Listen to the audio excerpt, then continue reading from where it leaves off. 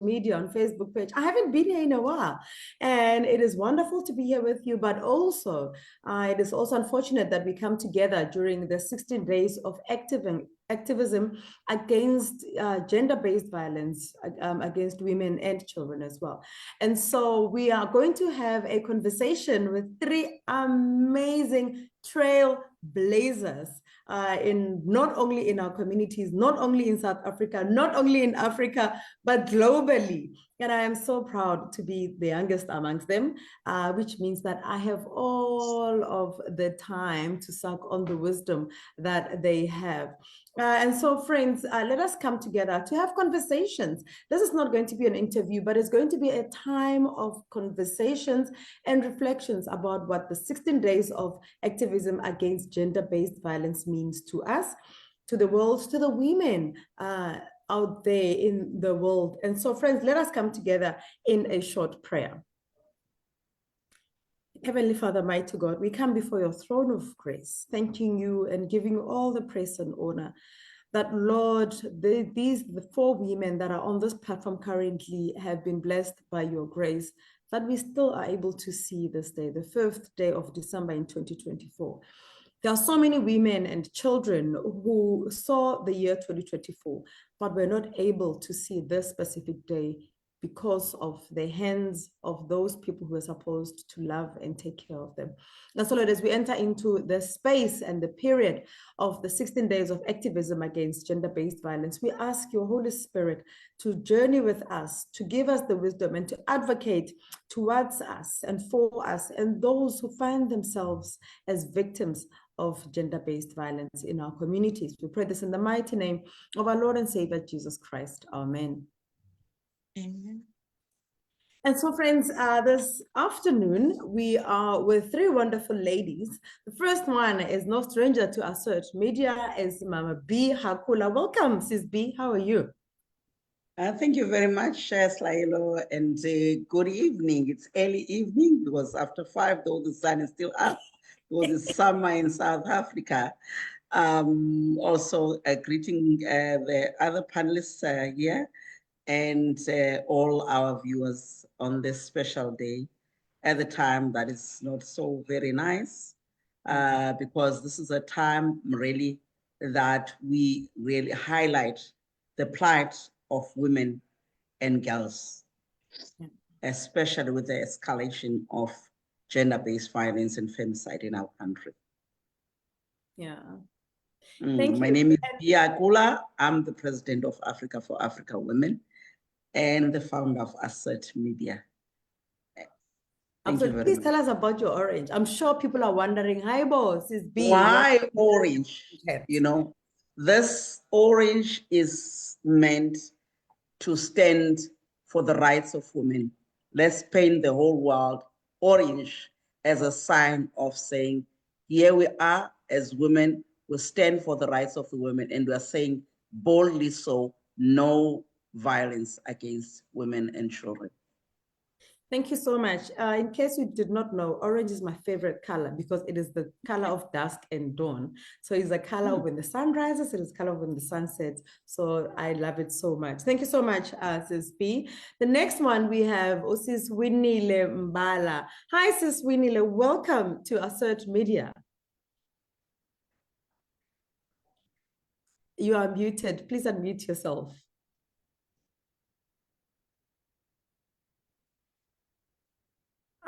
We can see you're talking, but then we cannot hear you because you're muted. Please.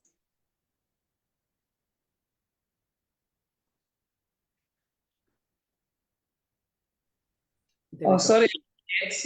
Good afternoon. My name is Winnie Lembala, the founding and managing director of Favor Protection Services. I advocate for women empowerment in the security sector. I'm also a founding and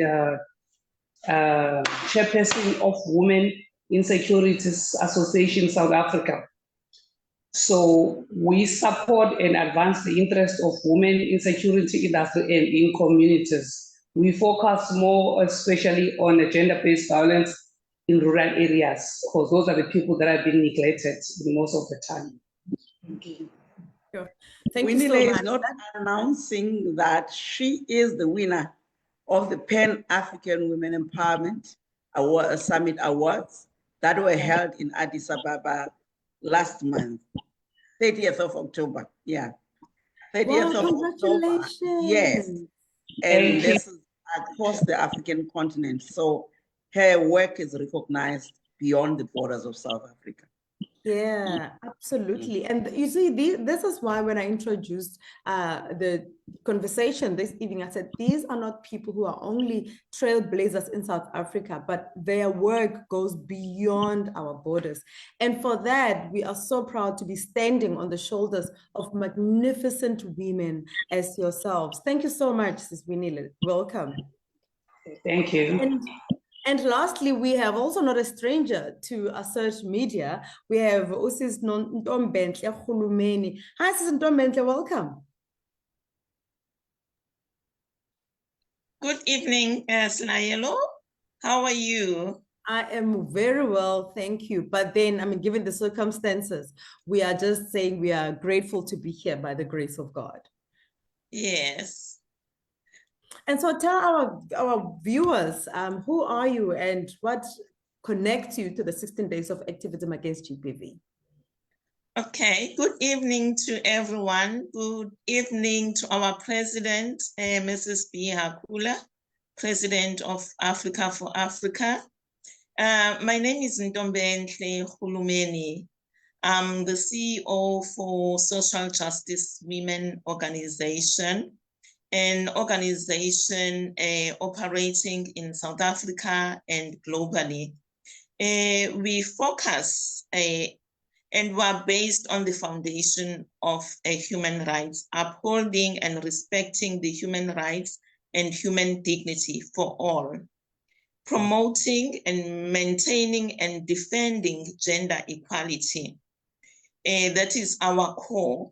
And we also focus on peace and security, bringing hope in the world.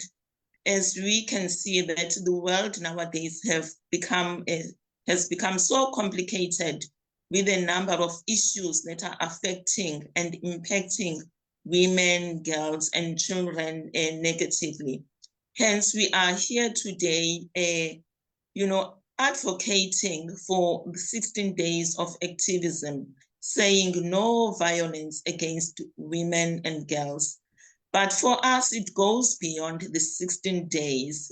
We always, each and every day for us is a day of activism, preventing and stopping the scourge of gender-based violence. Yeah, so thank you so much. Yes, all right. No, you may continue. Yes, Social Justice Women has recently been certified as a peace envoy, to promote peace, women, peace and security in South Africa and in the world. So we've just been certified, which we're quite happy about that. Yeah, no, thank you so much. And that actually is a milestone because so many people start organizations, but they are not certified in terms of their vision and their mission and why they exist. And for your organization to be certified, it is quite a milestone, and you should not take it lying down and take it lightly because it really, really is a big deal. Thank you so much. Thank you. Now, I think let us have a conversation. Like we said, that this is not going to be an interview, but it's going to be a time where women, especially Black women, come together to talk about 16 days of activism against gender-based violence, what that means to each and every one of your organizations. And also, given the theme of this year, where we say, Orange Africa, fight sexual and gender-based violence against women, children, and displaced people, Africa unite. So how do we unite as Africa in curbing the scourge of gender-based violence? Any one of you really can just can respond to the question. How do we unite? How do we unite as Africa to curb the scourge of gender-based violence? Well, for our organization, it's all about working together and reaching out to the communities And we believe that it starts at home, because this first socialization begins at home, where we socialize our children, our boy children, you know, about the human rights, about the respect, because everything boils down to respect, that a boy child should respect a girl child, you know, moving away from the gender stereotypes to say a woman or a girl is inferior. So for us, it's all about reaching out and uniting and collaborating with the community, with the stakeholders, and also working with government as well, and making sure that we all pull together, because you can't work alone. We need to come together as a collective. Unity is strength. Yeah, absolutely. Thank you so much. Sis B? Yes, thank you very much. I think latching on what Ntombele just said, you know, I believe in the principle of building communities one family at a time. And I think there has been a great focus on girls and young women. And we are raising very assertive young girls and women, which in itself can result in the escalation of gender-based violence if we are not fully aware and conscious in the manner that we help young women and girls to assert themselves as we pursue gender equality. It is therefore very important and imperative that we don't leave young people behind. As Africa for Africa, when we talk about empowerment, we say youth and women, deliberately so, because we need to bridge the gap between the girl child and the boys, young women and men, so that as we trying to bridge the gap between the mature women like ourselves that have been left out for so long, you know, and now we're trying to empower the next generation. We don't lose sight and reverse what has happened to us, but we level the playing field such that the young men can understand when they are going to get married, the relationship is a relationship of love. It's not a relationship of somebody will be dependent. For instance, I've got my baby sister who's got everything. She's got her own property, she's got her own assets, cars and everything, you know. So anybody, and these girls, when they go on holiday, they'll say, I'm going to Spain. So you don't come there and think that now you're coming something else, you know, because you cannot entice them and saying, I'm going to take you to Mauritius, because they go on their own, they can afford it, you know. They drive the top car, you know, brands of cars. So therefore, we need now socialize both young men and women in a manner that says, what does it mean to be in a relationship, you know, without anybody depending on the other. So for me, that is very important. And it starts from home, it starts in then you expand into the communities and, you know. So for me, that is very important. That is very profound in the manner that we drive the transformation as it has to address gender-based violence and femicide. Yeah, sure. Thank you so much, Sis B. That is very, very important in order for us to bridge the gap so that our boy child does not feel neglected while we are empowering the girl child, forgetting that we live in a patriarchal country where boys automatically receive things by virtue of them being males, and where females are seen as inferior by virtue of them being females. And so when we empower the girl child, we are not empowering the girl child to become boys or to become men in relationships, but we're empowering the girl child so that she becomes a suitable helper and a suitable partner in a household where they choose to get married, for instance, you know. And there should not be competition or to say I'm doing this or I'm doing that, but it should be a relationship that is based on respect, as Usis Domendle has said earlier on. So thank you so much for that. And coming to you, just also come in just to add on what the president has said. what becomes crucial is the role of the father in the family in bringing up the children, both the girls and the boys. But what we see now in modern society is absent fathers, which creates a problem that can be linked or can perpetuate gender-based violence in the long run. So we want to have these programs of mentorship, fathers, and anyone who can be a role model. They must come forward and play that important role in educating and leading the young men so that they can take on the leadership roles, so that the boys are not left behind. Because, you know, now more emphasis is put on the women and the girls, but we need not leave them behind. So this problem of absent fathers as well has a negative impact if you look at gender-based violence, because the boys are neglected, maybe from home where there is no leadership.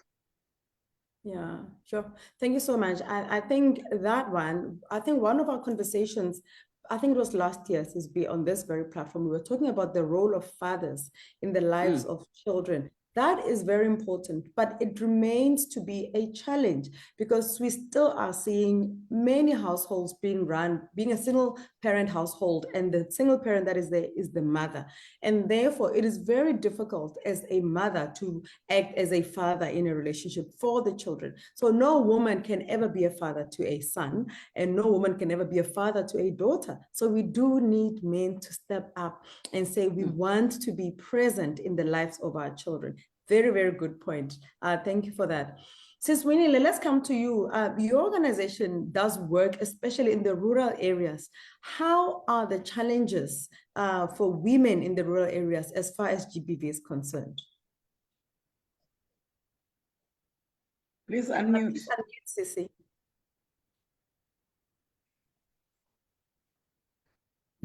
I think yours, you must just leave it unmuted. Yeah, she can just leave it Yes, unmuted. just leave it, don't touch talk. it. Yes, thanks. What I've noticed that in rural areas, most of the cases are not reported. People are afraid because we've been focusing in high schools. It's like the children will come there, will be crying, they'll tell the stories that some of their parents, they told them not to share those stories. So it's become complicated for them. And some of them, they're just waiting that if I can just leave the rural areas and go to the city, then I can live my life. But they don't even know that when they come to the city, there'll be a lot of GBV because they are not trained properly. So what we actually do, we empower them to love themselves, to report whenever they're being violated against their will, even from their parents. And also the other issue, even in rural areas, there's those chief, they just attend to the cases and they said, if maybe the child was raped or something like that, then they must get married. That is not right. So we are trying by all means to empower them. That no means that you cannot get married because you've been raped. You can still live your life and then continue with your life. It's very challenging in rural areas, I don't want to lie. And even to the women, they are being abused by their spouses, but they can't share because they are afraid that no one will look after them, you know. So they are just depending on the men to provide for them. But what we do, we are trying to empower them, like the kids. It's very much important to get education so that you can be able to stand for yourself. Sure, absolutely. I think for me, gender-based violence in a marriage continues to be one of those big pandemics, coupled with poverty in a marriage. Because if your husband is the one that's beating you, that is abusing you financially, people are most likely not to believe it, because what we are used to doing and what we are sensitized to doing as women is that we walk out, we don't wear our scars, we walk out with our heads held high as if everything is okay. And also, it's almost like you are not allowed to say anything negative about your husband, because then you have to keep his dima somyeni ekuhlaleni. You know, so that, I think, well done to you and your organization for empowering these women and these children to say, you need to speak up. Because, you know, as the saying goes, you empower a woman, you empower a nation. So one empowered woman, one empowered girl, it means the society and the community where they live becomes empowered, because they will share whatever knowledge that they have received from you. And so well done to you for that. Thank you. The one question I have, we have been celebrating or commemorating the 16 days of activism against GBVF for quite a while. What are the misconceptions that you ladies have come across in your different areas? I think, I don't know whether it's the publicity of the incidences during this period that you find that, strangely, you know, you would expect that these commemoratory events, they speak to the heart and the conscience of men. Yeah. But there seems to be a reverse, that you find that there's so much that is happening during this period, as though if people are saying we want to prove ourselves that we're still here, we're still in control.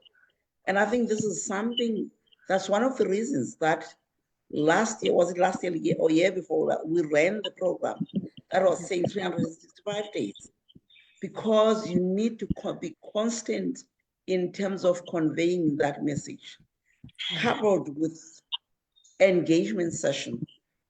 Part of the program that we're looking at having is your, you know, mother and daughter engagements, because that's also where some of these young women, they see how the mothers abusers actually, you know, endured abuse for years, and they think that is normal, you know. So I think those kind of engagements, they become important. Also, mother and son engagements and father and son engagements. I think we need to have such, so that when it comes to 60 days, it's not just an event, but it's a saying based on the past, and this is how we've grown, so that there are testimonies of changes that have happened since those engagements. I think for me, there is that gap that we actually do act as though this period is a celebration. It's not. It's not a celebration. We commemorate this time to really work on the conscience and advocate for women's rights, you know. But I think in between, because of how, you know, people, when they see themselves in the media, you know, there's also, you know, these soapies which are not even helping. I mean, I was watching one yesterday. I don't know, you know, how they get approved. Watching this young boy who's committed crime, you know, and you know, pointed somebody with a gun, and you know, but it's saying now there's something on radio talking about, hey, mentioning his name, so and so, and all that, you know, and he says, you see, my brother, you know, bragging to his friends to say, you've never been on the media, you know, you see, that's my name, I'm being called for wrong reasons, you know. So I think there's also that side, you know, people that they think they become celebrities because now their name is all over, it's in the newspapers, on TV, it's on radio and all that. And I think there should be a way of dealing with these things in a way that is not encouraging, you know, and presenting the perpetrators as heroes, you know. I think there's something that is not adding up. Yeah, no, absolutely. I think adding to that, Sis B, for me personally, is how the perpetrator is always protected in the media. We will know about the name of the victim. We will know about the name of the person who was sexually assaulted or violated, but we will never hear the name of the perpetrator. And for me, that is extremely problematic because we need these names to be zichuche, just Name like and the shame. names of Yes. the victims zichuche. We Yeah. also, I think another problem that I find is that we hear about the perpetrators list, we hear about sexual offenders list, but no one ever gets to see that list. That list is never put out in the media and out to the public for us to know where that list Yes. is. If yes, it's B. And some of these people, you know, without cutting you, some of these people might be people that we get into our houses without even knowing, because there is no lisas out there. And voila, you know, you find your child being raped by somebody you brought into the house, not even knowing that that person is on the list, because you engage people to come and work in your house. They get contracted elsewhere and do some jobs. You bring them to the house. You don't know, you know. So the issue of women and girls' safety, I don't think in the manner that, as you are saying, protecting the perpetrator is actually serving us any good. Not at all. Because No, why should my name be out there and now the perpetrator's name is protected? yeah. Because that way, that person can continue, you know. His face should be out there. His name should be out there. We should know his name. We should know his face so that everywhere you go, you know that this person is a dangerous person. Our children must see them whenever there's an advert. I feel like the same way. And now I'm speaking as a South African. In South Africa, during the load shedding season, load shedding was always every advert. There was something about load shedding, switch off your geyser, switch off your stove, this and that. I believe the names and the faces of perpetrators should be put out on television every single time so that the people get to know who to run away from. That's very true. And also the perpetrators will be less if they can be exposed, because now they are being hidden, but the victims are shown. It's not right. I think if we can advocate for that, maybe we'll have less GBV in South Africa. Yeah, I mean, there's one name that's coming to mind now, Uyinene. Everybody knows the name of Uyinene, the young girl who went to the post office to fetch a parcel, unassuming, following the instructions of an employee of the government, and ended up being violated in the most horrific manner and being killed. But how many of us now remember the name of the gentleman? Well, he's not even a gentleman. How many of us remember the name of the man who murdered her? I don't even remember his name right now, but I know her name. So we need not publicized. Yeah. So now another question I want to ask is, are there certain things, are there blind spots about gender-based violence that the government is not seeing, or they're not focusing on, and you ladies believe that the government should be focusing on 1, 2, 3, or doing more of 4, 5, and 6? Sis Ntombenhle, I think you've been quiet. Maybe let us bring you in on this one. Are there certain things or blind spots that you feel the government is missing out on and not seeing, or not aware of, or oblivious to, that you believe that they should focus on as far as gender-based violence is concerned? Yeah, I think for me, it would be strengthening the legal system, the policing system, the courts, and so forth, because it actually takes a very, very long time for the perpetrator to be put to book. You know, the legal system can take about 2 years, 3 years, and you see the perpetrator is roaming around the streets, you know, sometimes they're even given bail, and yet somebody's child has been buried. So I think the government should just try and fast track That's Or have it. special courts for that. Yes. Because if they put it through the system, there's so much that's happening. If they have special courts for that, I think that can help. Also, you know, the kind of questions, you know, the victim is actually triple or I don't know how many times traumatized because you are forced to relive that traumatic experience. Yes. So that's why, you know, in court they will break and not say enough, you know, to have the case strong, you know. So this poor woman or girl child is interrogated in a way that belittles, you know. Why should you ask what you were wearing when you are raped? You have to have restriction of the kind of dress that you wear.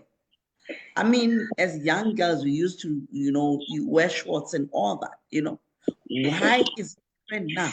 We find poor school kids with long uniforms now. We're changing girls to be older women because of men that cannot control themselves. It is not on, you know. It is not on.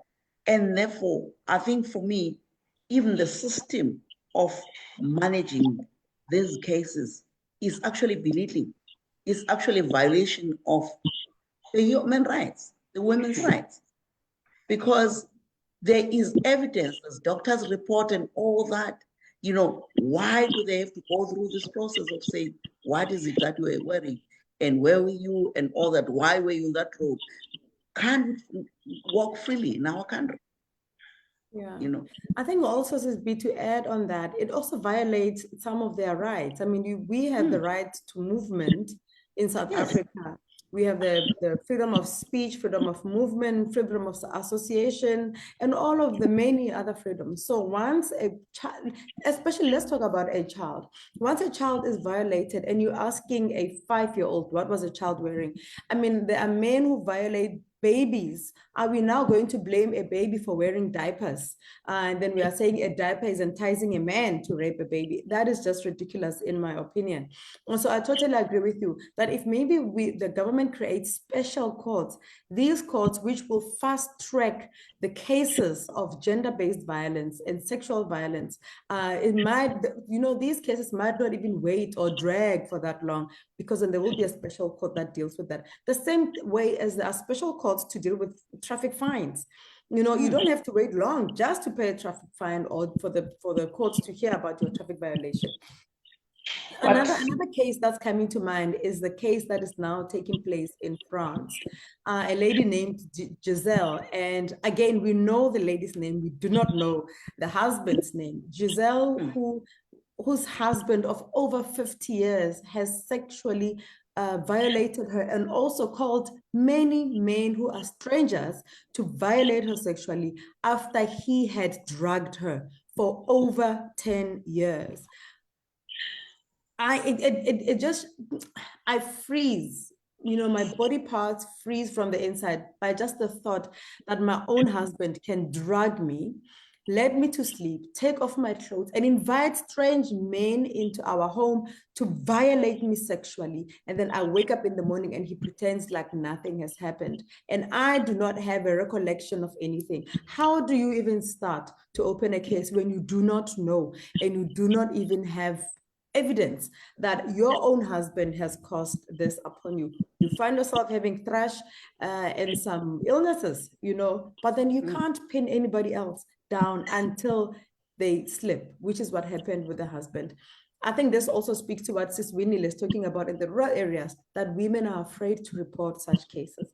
Now this woman's face is all over the media, but the husband's face is not even in the media. Yet he's the one who is the perpetrator. How do we change the system?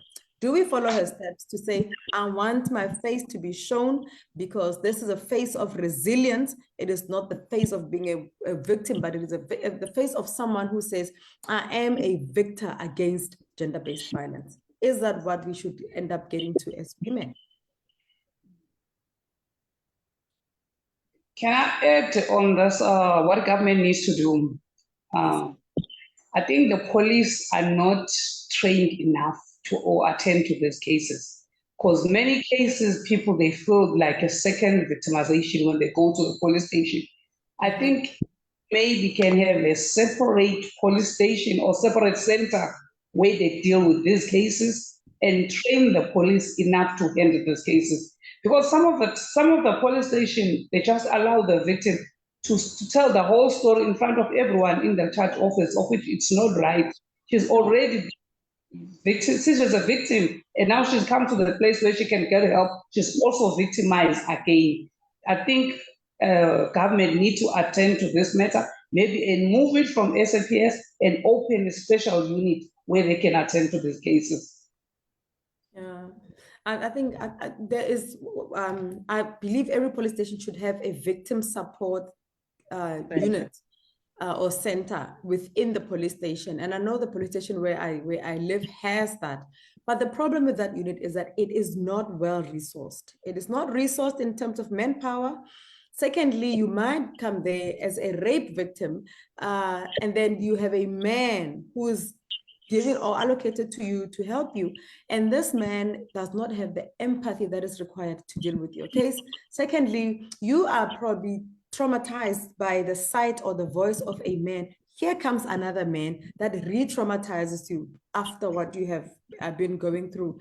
Another issue that I find deeply problematic is when women report these cases of gender-based violence, they are told by the police, go and talk to your husband, or you guys must go and talk it out. Reconcile. I think that now I am told to go back to the very same person that has been abusing me to say, talk it out, when talking has not helped that far. And that is why some of the women leave their relationships from a coffin. You know, their lives are cut short. So I totally agree with you, Sis Winnie, that the government needs to do better, resource these victim support centers effectively with women who are empathetic, not even women who are going to ask you, what were you doing there at 9 o'clock in the evening? I mean, I'm in Cape Town, in summer, 9 o'clock is still a bit bright. You know, the sun is also setting. Why is anyone asking me as an adult, what was I doing? As if I do not have the freedom of movement. So what can we do, ladies, in the different spheres and organizations? How can we, Africa for Africa, in the police space, in the security space, how can we come together to assist, empower, and develop and educate other women and children in these spaces? Yes, the police, they need to be trained, thoroughly trained on how to handle the GBV cases, because you will find that maybe a protection order or a restraining order has been given to a particular man, but the police are very much reluctant in serving that protection order. We heard of a girl here in East London who passed away, I think about 3 years ago or 4 years ago. She had about 3 protection orders that were served, but not implemented. Eventually, this girl was killed by the boyfriend. So the police, as well, as we have said, they like to play the role of a mediator. They know you can sort this out, but at the end of the day, there is a coffin that is going to come out. So the police must take their role and responsibility very, very seriously. They are not appointed as mediators. They must enforce the law. Sure, thank you so much. Sis B, any points to add? I always start from the point of dealing with the affected person. The reason that Africa for Africa focuses on empowerment is precisely for that reason. I'm not ruling out the abuse that happens outside where somebody does not have a control. But I don't believe that in the home environment, if you are empowered, the examples that Winnie has actually made of women being scared to speak out because this husband is providing. If we focus on empowerment of women, even in the rural areas, we already thrive in terms of looking at informal traders, the women who are informal traders, to assist them to establish cooperatives, to be able to trade and be registered entities.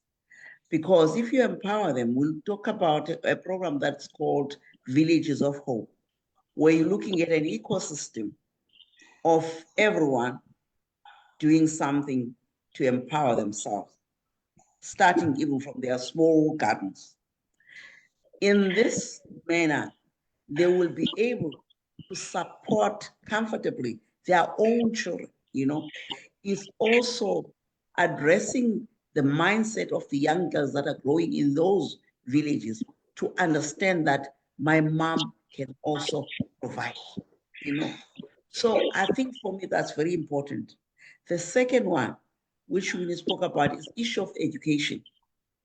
Because the girls in the rural communities, they live early and they get married. You see, because they think that that is the solution. You must see the young girls carrying children. They've got more than one child. That girl is not even 18 or 21 at the most, you know. They've got more than one, you know, more than one child. So it tells you that this is something that is in the mind of to say, this is how my life should, you know, because they know that their mother went up to standard 5 and got married, and now with the dad, you know, this is how we live. So it perpetuates, you know, this vicious cycle of women that are dependent. I think for me, that should be the focus from the side of thriving transformation, which is something that we do commit on the side of Africa for Africa, but we do need the support of the departments like your social development, like the agencies that are meant for economic development. If we talk about young people, your NYDAs, they need to come on board and say, how do we help these young girls? You know, the development agencies, they've got a responsibility from the point of economic empowerment and creating those ecosystems within the rural communities of sustainable, self-sustainable villages.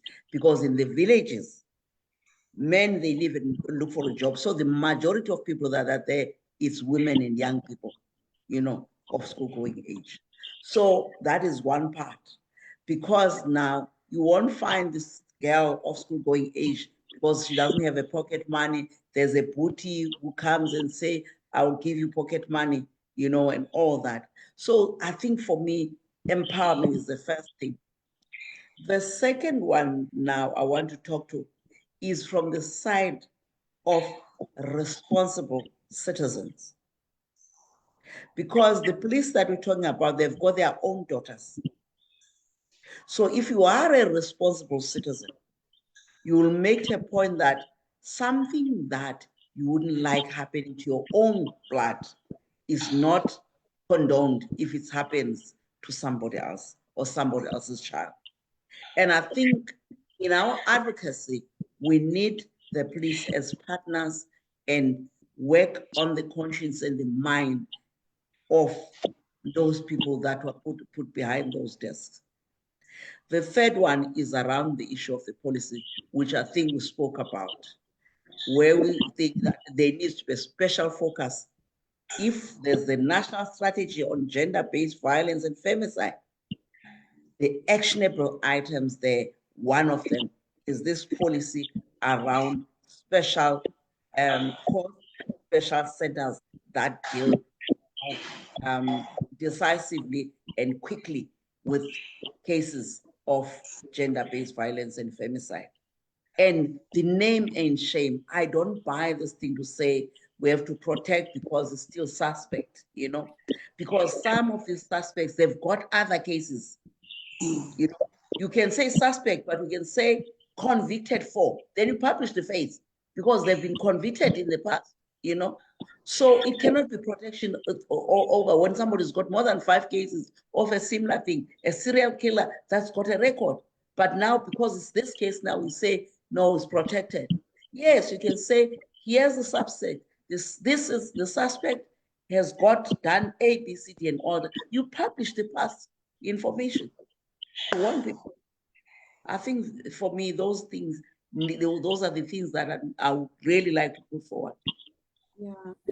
Mrs. B, is it possible for maybe you, Africa for Africa, together with all of the entities or all of your networks, to write to the Department of Women, Youth, and Persons with Disabilities to do something, maybe to air some of these concerns that we are talking about now? Because another issue is that there is a scourge of taking advantage of persons with disabilities sexually because they can't do anything for themselves. So maybe that department can also advocate for children, women, and persons with disabilities, because all of us find ourselves in the margin as far as the society is concerned.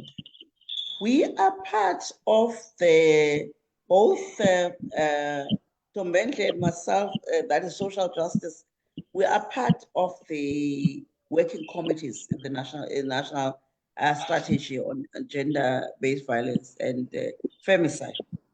And these are the things that we do table. But I think we need a strong voice of women so that these things, they move to the level of being legislated, and not just legislated, monitored, to ensure that these are implemented. Because it's one thing to have a legislation, but it's another to make sure that things happen as expected in terms of monitoring and holding people accountable. Absolutely. Ladies, thank you so much for being a part of this conversation. You brought quite some interesting points, but also some strong points. I mean, even by saying we need to hold the police accountable because they are not well-resourced, they're not trained, coming up with ideas like there should be a special court for gender-based violence cases, and each and every case must be taken seriously. The police should not be telling a woman to go and talk it over with their perpetrator when a woman is coming there, maybe with a gunshot wound, saying my husband has sexually violated me. And we should also not try to believe and always believe the victim when they say, I have been violated.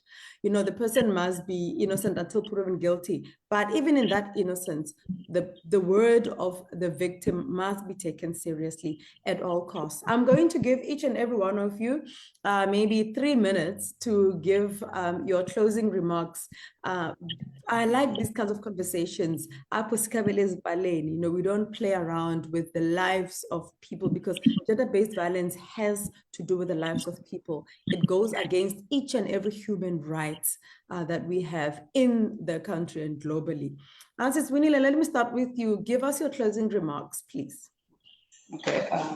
Gender-based violence affects everyone, rich or poor. It affects all races. It's something that we have to talk about it every day, not only on this season, because it happens every day. And we also must not leave out the boys. We must teach our young boys to respect the woman as early as possible. If I can talk about myself, I'm a mother of a boy, a single mother of a boy, but I keep on talking with him every time. Every time I make an article about gender-based violence, I always involve him because I want him to learn to respect the woman as early as possible, and also to stand up when somebody else is violating the woman. So the issue of gender-based violence, we need to teach the young girls to stand up for themselves. Wherever they are, wherever it's families or anyway, they need to stand up for themselves. Yeah. Thank you. Yeah, no, thank you so much. I think maybe just to add on that, there are certain traditional aspects that we are used to, especially as Africans, that I believe we need to unlearn. One of them is indoda aikali. Let us allow our boys to cry so that they are in touch with their feelings. The reason why they burst in violence is because they do not know how to handle their emotions, and therefore now everything becomes physical, because that is most of the time what differentiates us from them. Because we are they say the weaker, but our bodies are not built like theirs, and therefore they use that against us. So yokuqala is indoda ayikhali. The second thing is for us to teach girls that you don't have to be married for convenience, to say this is the only way that I can sleep eating, or I can eat before I go to bed, is if I marry this person and this person is going to provide for me. And Sis B has mentioned a very important point to say, if we empower and educate the girl child, they will be able to say, I have seen my mother fend for herself during or in light of those informal traders. And therefore I know it is doable for me and I will be able to do it. We have seen kids go to school ngemali archer, or imali yamagwinya, or imali of umzali standing on the corner selling cabbage and stuff.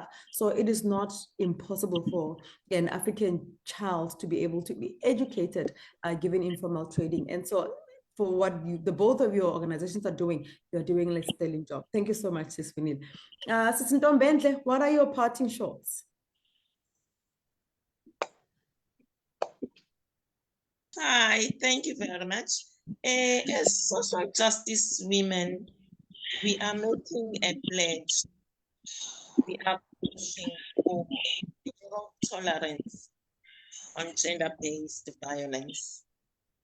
And we want to create an enabling environment where women, girls thrive, where women are free to freely be themselves.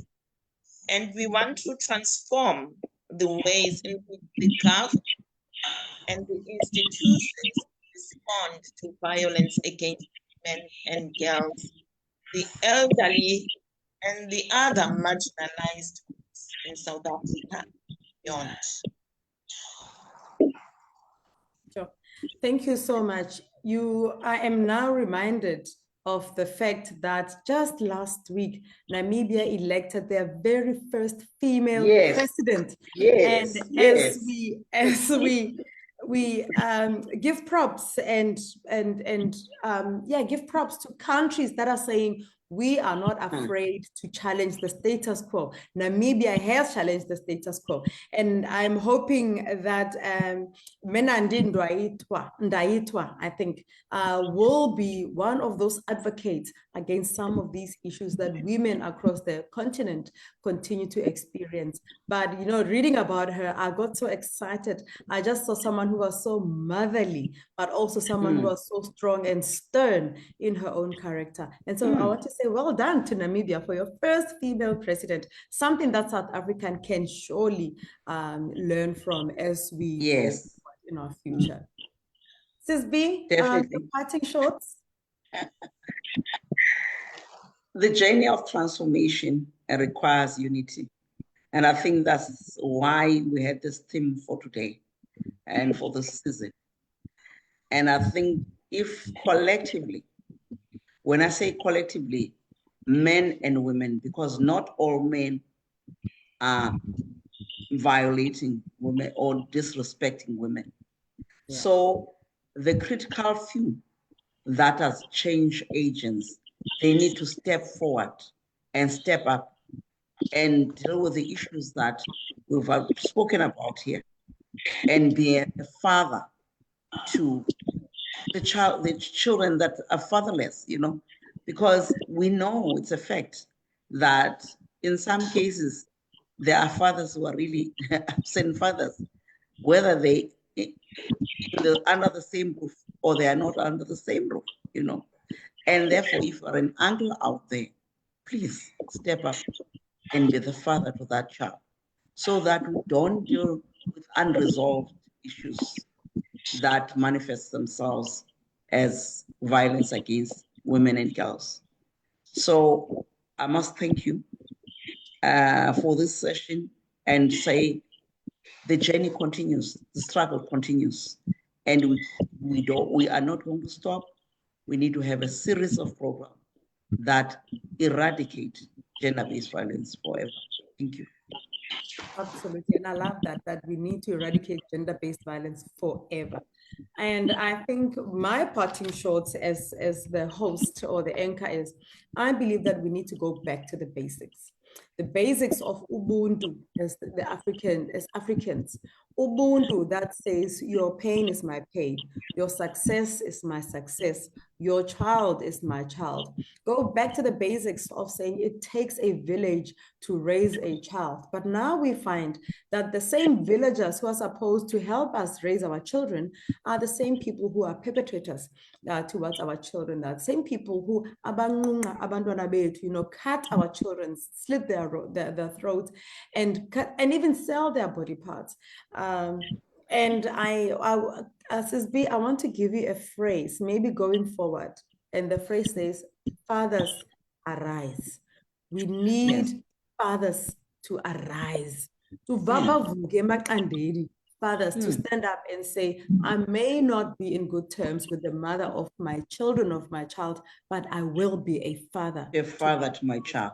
Against all odds. Because mothers are mothers to children against all odds. And so fathers must also arise. And there's a phrase that I'm remembering now, which says, there are no offense in Africa. Because Sis Winnie, when you pass away, even if I'm the neighbor and your family is nowhere to be found, what we are used to seeing is that I will take your child and raise them as my own, love them as my own, give them the same opportunities as I give my own child, because your child is my child. And I think those are some of the things we need to go back to the basics about. But it will only happen when men are aware that we are not fighting against them. We are not trying to raise women above them. But what we are saying is we are trying to equally equip each other so that we can equally live in a society of opportunities for both of us. And we are trying to eradicate the system of patriarchy, which has been violation to women across the globe.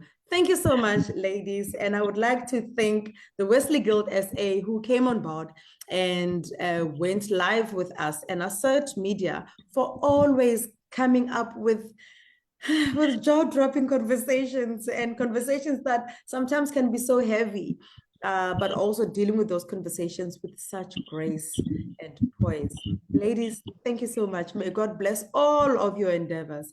May God bless all of your organizations. Sis B, what is Africa for Africa doing? What can we know as the year comes to a close? What do you want the people to know as the president? How our plate is so full. We're coming back from Addis with a load full of work that we need to do. For this year, this is our wrap up for the year. But as we open the year in March, we are going to have a side event in New York. Yes, at the CSW 69, where there's a review of the Beijing platform of action.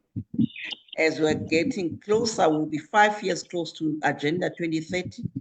So we want to be part of those debates, focusing on Africa. So we are going to be there in New York. We've got partners from Asian companies, organizations that are in the same space, one South African country organization. We're also looking at partnering with our Ministry of Women because they are represented there. So we're really looking forward to that. And that is our first quarter. And then we're going back to Egypt and Cairo on a trade mission, empowerment, economic empowerment of women. So that is our first quarter. So we need to take a break now and get ready. I think I need to talk about this one. Although, Please go ahead. No, you're getting me more excited. The Young Entrepreneurs Network. We are partnering with Nelson Mandela University in June. We are going to have a 3-day summit for young people. This is where you're going to address some of these issues. And we are very excited about that program. But our year is so packed. We've got various champions. We're sitting with the champions here in terms of safety, peace, safety, and security. The two ladies whom we are going to be engaging with the AU to take the program across the continent. So we are really serious about transformation in our continent. and really claiming the economy of our wealthy and rich African continent, so that we don't talk about poverty, because poverty is one of those things that also contribute to these challenges that we're addressing now in this session. So thank you very much. Thank you so much. I'm always watching what you do and what all of your partners are doing across Africa.